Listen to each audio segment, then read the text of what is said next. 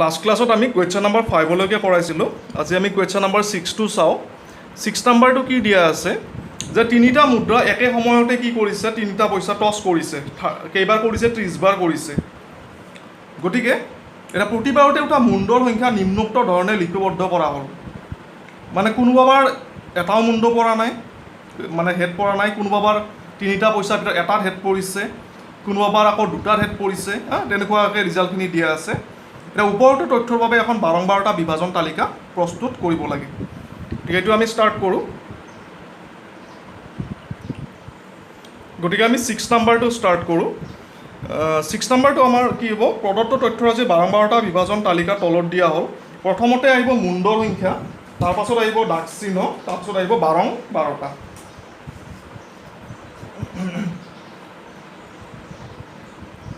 মুণ্ডৰ সংখ্যা, দাগ চিহ্ন,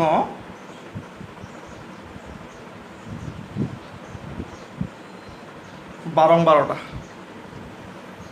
এতিয়া আমাৰ মুণ্ড আমাৰ এনেকৈ ধৰিব লাগিব। কোনোবাবাৰ এটা মুণ্ডও নপৰা, এটা মুণ্ড পৰা, দুটা মুণ্ড পৰা আৰু তিনিটা মুণ্ড পৰা। আৰু এইটো হ'ব মুঠ। এইটো বুজিব পাৰিছানে? তাৰমানে তিনিটা পইচা টছ কৰা হৈছে একেলগে। তোমাৰ তিনিটা একটকীয়া কইন্স টছ কৰিছে, এটা, দুটা, তিনিটা। কোনোবাবাৰ এটাতো হেড পৰা নাই, ডেট মিনছ তিনিটাতে তেল পৰিছে। আৰু কোনোবাটোত এটাত হেড পৰিছে কিন্তু বাকী দুটা তেল পৰিছে, এইটো হ'ব। কোনোবাটোত দুটা হেড পৰিছে কিন্তু থাৰ্ডটো আমাৰ তেল পৰিছে। আৰু কোনোবাবাৰ আকৌ কি হৈছে, তিনিটাতে হেড পৰিছে। এই তিনিটা পইচা কেইবাৰ টছ কৰিছে? তোমাৰ 30 বাৰ টছ কৰিছে। আৰু তাৰ আমাৰ ফলাফলটো ইয়াতে এনেকৈ আমাৰ ডাটা হিচাপে দিয়া আছে। গতিকে এইখিনি আমি এতিয়া কৰিব লাগে, বাৰম্বাৰতা বিভাজন তালিকা বনাব লাগে। গতিকে মই আগৰ নিচিনাকৈ এই ডাটাখিনি এক্সট্ৰাকৈ লিখি লৈছোঁ। এতিয়া আমি প্ৰথমতে চাওঁ জিৰ' কেইবাৰ পৰিছে। গতিকে 0 পৰাটো আমাৰ 1 2 3 4 5 6। গতিকে 1 2 3 4 5 6। 1 কেইবাৰ পৰিছে? 1 2 3 4 5 6 7 8 9 10। 10টা পৰিছে। 1 2 3 4 5 1 2 3 4 5। নেক্সট দুটা হেড কেইবাৰ পৰিছে? 1 2 3 4 5 6 7 8 9। 1 2 3 4 5 6 7 8 9। লাষ্ট তিনিটা, 1 2 3 4 5। 5টা পৰিছে। 1 2 3 4 5। যোগ কৰিলে 16 9 25 30। 30 বাৰ কৰিছিলে, গতিকে 30 হৈ গ'ল। গতিকে এইখনে আমাৰ বাৰম্বাৰতা বিভাজন তালিকা 6 10 9 5। ঠিক আছে, এইটো আনচাৰটো। গতিকে ইয়াতে আৰু বেলেগ উলিয়াব দিয়া নাই। আমি জাষ্ট বাৰম্বাৰতা বিভাজন তালিকাখন বনাব লাগে। এইখিনিয়ে আৰু। নেক্সট আমি 7 নম্বৰত যাম। 7 নম্বৰটো কি দিছে কুৱেশ্যন, যে পাইৰ মান কি কৰিছে? 50 দশমিক স্থানলৈ উলিয়াই দেখুৱাইছে ইয়াতে, যে 3.141592 এনেকৈ গৈ আছে আৰু। এতিয়া আমি কি উলিয়াব লাগে, যে দশমিকৰ পাছত, বিন্দুৰ পিছত বহা 0ৰ পৰা 9লৈ অংকবোৰৰ বাৰম্বাৰতা বিভাজন তালিকা এখন প্ৰস্তুত কৰিব লাগে। আৰু লগতে সৰ্বাধিক আৰু সৰ্বনিম্ন বাৰ প্ৰাপ্ত হোৱা অংক দুটা নিৰ্ণয় কৰিব লাগে। তাৰমানে আমাৰ কি ওলাব লাগিব, এই দশমিকৰ পিছত 1 কেইবাৰ আহিছে, 2 কেইবাৰ আহিছে, 0 কেইবাৰ আহিছে, 9 কেইবাৰ আহিছে, 0 to 9 আৰু কেইবাৰ আহিছে, সেইটো লৈ পেলাই আমি কি কৰিব লাগে, এখন বাৰম্বাৰতা বিভাজন তালিকা প্ৰস্তুত কৰিব লাগে। আৰু লগতে কোনটো অংক আমাৰ আটাইতকৈ বেছি আৰু কোনটো কম আমাৰ কি হৈছে, প্ৰাপ্ত হৈছে, সেইটো আমি লিখিব লাগে। গতিকে এইটো আমি ষ্টাৰ্ট কৰোঁ। গতিকে আমি 7 নম্বৰটো ষ্টাৰ্ট কৰোঁ। এতিয়া 7 নম্বৰটো আমি এনেকৈ লিখি লওঁ আগৰ নিচিনাকৈ, যে প্ৰদত্ত তথ্যৰাজিৰ বাৰম্বাৰতা বিভাজন তালিকা তলত দিয়া হ'ল। এতিয়া আমাৰ ইয়াতে আহিব অংকবিলাকৰ সংখ্যা, যে অংক ইয়াতে আহিব দাগ চিহ্ন আগৰ নিচিনা, ইয়াতে বাৰম্বাৰতা। অংক মিনছ 0ৰ পৰা 1 2 3 4 5 6 7 8 9 9লৈকে আহিব আৰু এতিয়া মই চালোঁ যে এই দশমিকৰ পিছত এতিয়া কিন্তু কম সংখ্যা দিয়া নাই কিন্তু তোমাৰ ভালকৈ এইটো ইয়াতে 50টা নাম্বাৰ আছে এই কি কৰিব লাগিব এই দশমিকৰ পিছত আমি যিকেইটা সংখ্যা এই এনেকৈ আমি লিখি লৈছোঁ মই এক্সট্ৰাকৈ এনেকৈ লিখি ল'লে বেছি ইজি হ'ব দেখাত কম যেন লাগে কিন্তু ইয়াতে 50টা তোমাৰ অংক আছে গতিকে এইখিনি মই এনেকৈ লিখি লৈছোঁ চোৱা এইটো নিচিনাকৈ এনেকৈ লিখি লৈছোঁ গতিকে এনেকৈ লিখি ল'লে কাটিব সুবিধা হ'ব তোমাৰ গতিকে এনেকৈ লিখি পেলাই এতিয়া আমি ষ্টাৰ্ট কৰোঁ এতিয়া যে জিৰ' সংখ্যাটো কেইবাৰ আছে গতিকে এতিয়া চাওঁ আমি যে জিৰ'টো কেইবাৰ আছে গতিকে জিৰ'টো তোমাৰ 1 এনেকৈ মই লিখি লৈছোঁ গোটেইখিনি 2 জিৰ' দুটাই আছে তোমাৰ চ' 1 2 নেক্সট 1 কেইটা আছে 1 2 3 4 5 5টা আছে 1 2 3 4 5 2 আছে 1 2 3 4 5 5টাই আছে 1 2 3 4 5 নেক্সট 3 1 2 3 4 5 6 7 8 1 2 3 4 5 6 7 8 4 1 2 3 4 4 to 4 times আছে 1 2 3 4 so 4 হ'ব 5 5টো আছে 1 2 3 4 5 1 2 3 4 5 6 1 2 3 6 তিনিটা আছে 1 2 3 7 1 2 3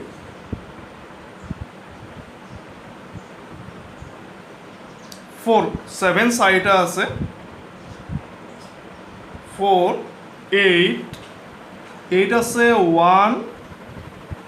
2 3 4 5 8 5টা আছে 1 2 3 4 5 এই 6 এটা মোৰ ৰৈ গ'ল দেই তোমালোকে নিজে গম পাবা এই 6টো কাটা নাই এটা ৰৈ গৈছে মোৰ চ' 6 আৰু এটা আহিব এইটো 4 হ'ব এইটো নেক্সট আমাৰ লাষ্ট থাকিল 9 1 2 3 4 5 6 7 8 1 2 3 4 5 6 7 8 গতিকে 8 এনেকৈ আহিব গতিকে আমি চাব লাগিব গোটেইখিনি কাটা যাব লাগিব মোৰ এটা 6 ৰৈ গৈছিলে চ' 6ত মই আকৌ এটা এড কৰি দিলোঁ চ' 4 হ'ব গতিকে বাৰম্বাৰটা বিভাজন তালিকা এইখনেই হ'ব আমি লগতে কি লিখিব লাগিব যে সৰ্বাধিক আৰু সৰ্বনিম্ন বাৰ প্ৰাপ্ত হোৱা অংক দুটা এতিয়া সৰ্বাধিক কোনটো হৈছে সৰ্বাধিক 9টো আছে আমি বাৰম্বাৰটাটো চাব লাগিব 9টো হায়েষ্ট 8 টাইমছ আছে আকৌ 3টো 8 টাইমছ আছে চ' আমাৰ কি হ'ব 3 আৰু 9টো সৰ্বাধিক বাৰ মানে ৰিপিট হৈছে আৰু লগতে সৰ্বনিম্ন কোনটো হ'ব বাৰম্বাৰটা কোনটো কম আছে 2 0টো কম আছে চ' সৰ্বনিম্ন বাৰ প্ৰাপ্ত হোৱা অংক কি 0 হ'ব আমাৰ সেইটো আমি লিখি দিওঁ এতিয়া লগতে এইটো প্লাছ কৰিব লাগিব 7 12 20 24 29 30 33 37 42 50 এতিয়া নাম্বাৰ 2 আনচাৰটো লিখি দিওঁ আমি ছেকেণ্ড পাৰ্টটো এইটো আচলতে 1 আছিলে ফাৰ্ষ্ট পাৰ্ট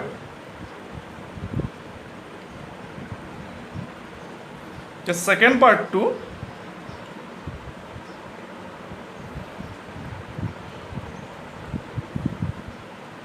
সৰ্বাধিক প্ৰাপ্ত সৰ্বাধিকবাৰ প্ৰাপ্ত হোৱা অংক 3 আৰু 9 3 আৰু 9 ব্ৰেকেটত লিখি দিয়া প্ৰত্যেকেই কেইবাৰ প্ৰাপ্ত হৈছে 8 টাইমছ 8 বাৰ আৰু সৰ্বনিম্ন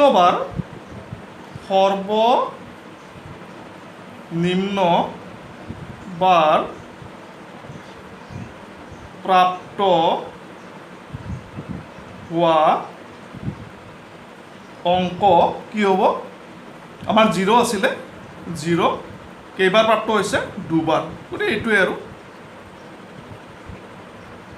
আনচাৰ লিখিছোঁ এইটো চ' এইখিনি লিখি দিলে হ'ল সৰ্বাধিকবাৰ প্ৰাপ্ত হোৱা 3 আৰু 9 8 বাৰকৈ আৰু সৰ্বনিম্নবাৰ প্ৰাপ্ত হোৱা অংকটো হৈছে 0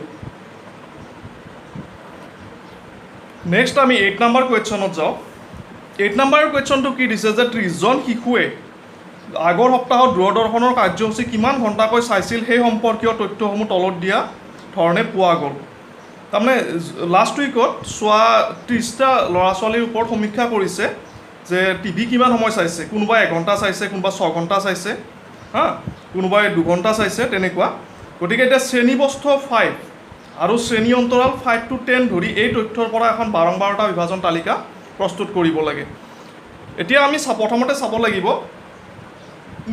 নিম্নমান কি আছে ইয়াতে আটাইতকৈ কম চোৱা 1 ঘণ্টা আৰু আটাইতকৈ বেছি চোৱা 15 নেকি নাই 17 আছে 17 আটাইতকৈ কম হৈছে 1 আটাইতকৈ বেছি হৈছে 17 গতিকে আমি 0 পৰা ষ্টাৰ্ট কৰিব লাগিব 0 to 5 5 to 10 10 to 15 আৰু 15 to 20 কাৰণ 17টো সোমাব লাগিব চ' ইয়াত 20 লৈকে ল'লেই হ'ব আৰু এইখিনি লৈ পেলাই আমি 12টা বিভাজন তালিকাখন প্ৰস্তুত কৰিব লাগিব আৰু প্ৰস্তুত কৰি উঠি কি কৰিব লাগিব যে সপ্তাহটোত 15 ঘণ্টা বা তাতোকৈ অধিক সময় টিভি চোৱাৰ শিশুৰ সংখ্যা কিমান আছিল এইটো আমি তালিকাখন বনোৱাৰ পিছত পাম এইটো তো তালিকাখন আগতে বনাই লওঁ আমি গতিকে 8 নম্বৰটো আমি ষ্টাৰ্ট কৰোঁ দ্য ফাৰ্ষ্ট পাৰ্টটো প্ৰদত্ত তথ্যৰাজিৰ 12টা বিভাজন তালিকা তলত দিয়া হ'ল প্ৰথমতে আহিব শ্ৰেণী অন্তৰাল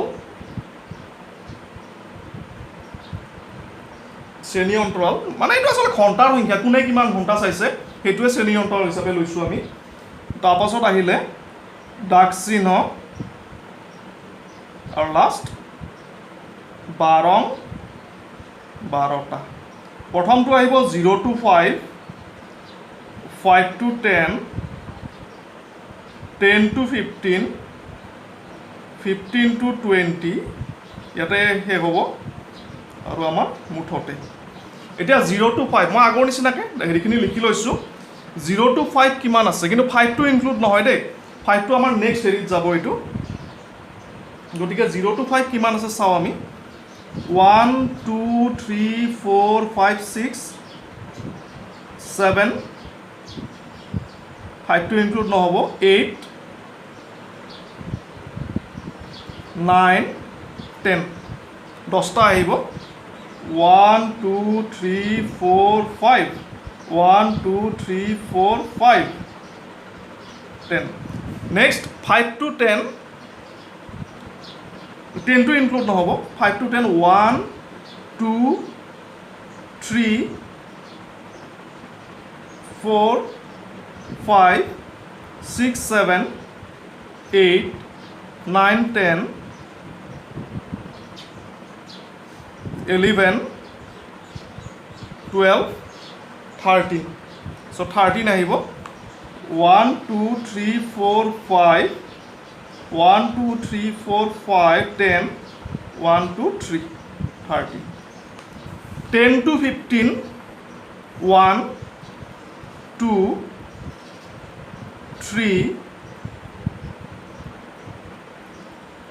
3 4 5 so 5 হ'ব 1 2 3 4 5 লাষ্ট 15 to 20 এটা দুটা so 1 2 মুঠতে 23, 28, 30টা শিশুৰ ওপৰতে আমি সমীক্ষাটো চলাইছিলোঁ। এতিয়া আমাৰ কি লিখিব লাগে ছেকেণ্ড পাৰ্টটো, যে সপ্তাহটোত 15 ঘণ্টা বা তাতোকৈ অধিক সময় টিভি চোৱা শিশুৰ সংখ্যা কিমান আছিল। এতিয়া 15 ঘণ্টা বা এইটো আছিলে 0 to 5 ঘণ্টা আচলতে। 5ৰ পৰা 10 ঘণ্টালৈকে 13জনে চাইছে, 10ৰ পৰা 15 ঘণ্টালৈকে 5জনে চাইছে। এতিয়া 15 ঘণ্টা বা তাতোকৈ বেছি সময় এইটো হ'ব, কেইজনে চাইছে? 2জন আছে, চ' 2 হ'ব আনচাৰটো আমাৰ। গতিকে এইটো আমি এনেকৈ লিখি দিওঁ ছেকেণ্ড পাৰ্টটো, সপ্তাহটোত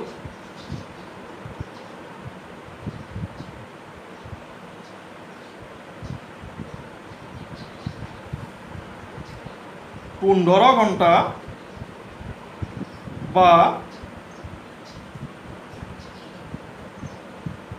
তাতোকৈ অধিক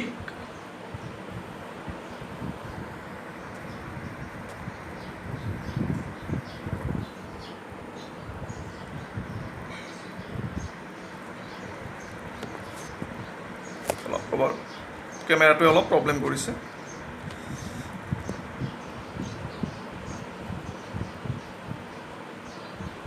সপ্তাহটোত 15 ঘণ্টা বা তাতোকৈ অধিক সময়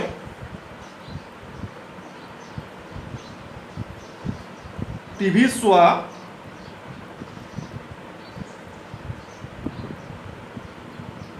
শিশুৰ সংখ্যা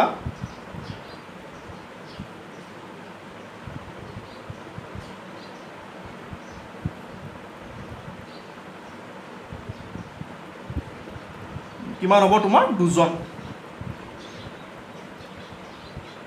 এইটোৱে আৰু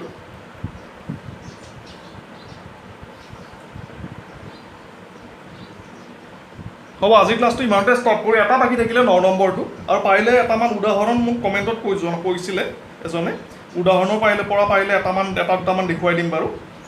নেক্সট আমি 9 নম্বৰত যাম। এতিয়া আজি ইয়ালৈকে থাকক। চেনেলটো ছাবস্ক্ৰাইব কৰিবা, লগতে বেল আইকনটো দবাবা, তেতিয়া আপকামিং ভিডিঅ'ছৰ ন'টিফিকেশ্যনখিনি পাবা। ঠিক আছে, থেংক ইউ।